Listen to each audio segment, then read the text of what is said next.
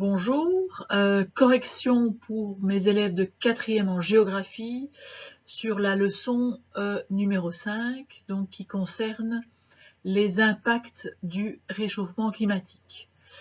Donc ça fait suite à la vidéo du chercheur qui devait venir à l'école, donc j'ai découpé la vidéo en plusieurs morceaux. Et pour chaque slide, j'ai posé donc une série de questions. Donc c'est le deuxième correctif concernant cette vidéo. Alors le premier slide, le slide numéro 6, qui était celui-ci, je vous ai posé 5 questions. La première question, c'était cite tous les impacts du réchauffement climatique proposés par le chercheur. Donc là, il fallait regarder quand même toute la petite vidéo. Donc le premier impact, c'est l'augmentation du niveau des mers. Le deuxième impact qui a été cité par le chercheur, c'est la fonte des glaces des calottes glaciaires et la fonte principalement des glaces en Arctique. Et après ça, il a cité en vrac toute une série d'impacts qui étaient des impacts non climatiques, c'est-à-dire l'influence sur les coraux, sur la vie des coraux, l'influence sur le tourisme, l'influence sur les écosystèmes, etc. etc. Donc c'était le dernier slide. Alors, deuxième question, explique la signification du graphe en haut à gauche sur ce slide-ci. Donc en haut à gauche, c'est celui-ci. Donc l'idée, elle est très simple, c'est que l'on a une courbe qui ne fait qu'augmenter. On a l'abscisse, on a les abscisses, c'est donc les dates depuis la révolution industrielle, qui est vraiment une date très importante quand on parle du réchauffement climatique, parce que ça a été vraiment la date du basculement et de l'augmentation du CO2. Et donc, depuis cette époque-là, on voit que le niveau marin augmente de manière assez significative.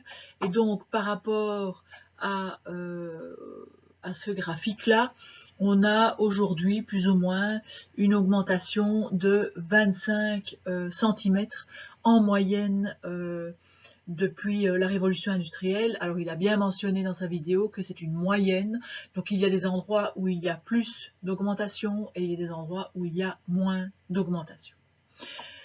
Question numéro 3. Quelles sont les principales raisons de cette augmentation du niveau de la mer? Donc je prends les raisons ici. La première raison, c'est l'augmentation, la fonte des glaces et des calottes glaciaires. Et la deuxième explication, c'est le réchauffement des océans que je vais vous expliquer par après. Quatrième question, l'augmentation du niveau de la mer a une conséquence principale, laquelle citée, donc c'est simplement que c'est principalement une inondation côtière, donc l'eau de la mer va monter, donc elle va évidemment inonder les régions côtières de notre planète.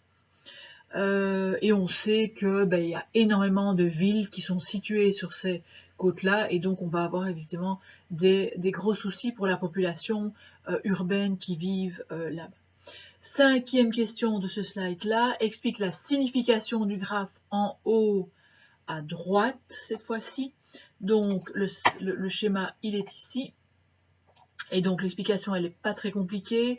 Donc ça nous montre les inondations qui sont possibles, les inondations côtières. Et donc, de manière générale, par exemple, avant, les inondations, peut-être, dans une région, se faisaient au rythme de 1 par siècle. Et donc aujourd'hui, à cause de ce réchauffement climatique, on a, et donc ça c'est pas très clair, mais on a, au lieu d'avoir 1 par siècle, on pourrait en avoir 1 par an. Donc on a une augmentation de la fréquence des inondations. Slide numéro 7. Quelle est l'observation en termes de réduction de la surface de glace en Arctique? Ça, c'est la question numéro 6. Donc, la réduction, elle est ici, l'explication, l'observation, elle est là. Donc, le chercheur nous propose ce chiffre-là.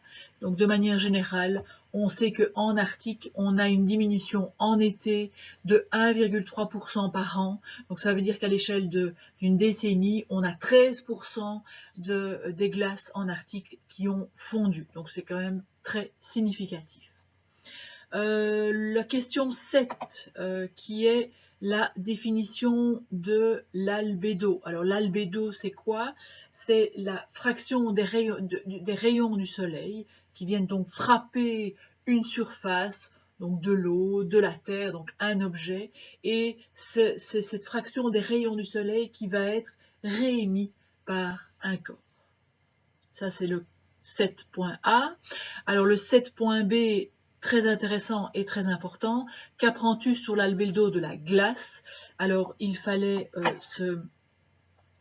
jeter un coup d'œil sur ce schéma-ci, c'est-à-dire que on a le soleil, on a le rayonnement du soleil qui vient frapper la glace. La glace renvoie une grosse partie des rayons du soleil.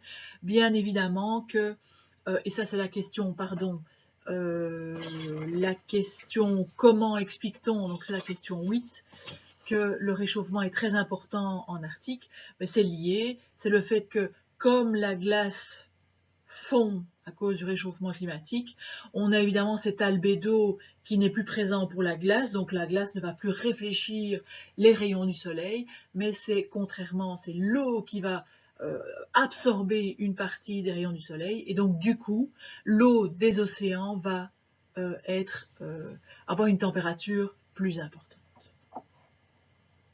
Et dernière question, la question du slide 8, analyse le graphe qui est présent là en prenant un exemple. Donc ça, c'était un petit peu à vous à voir.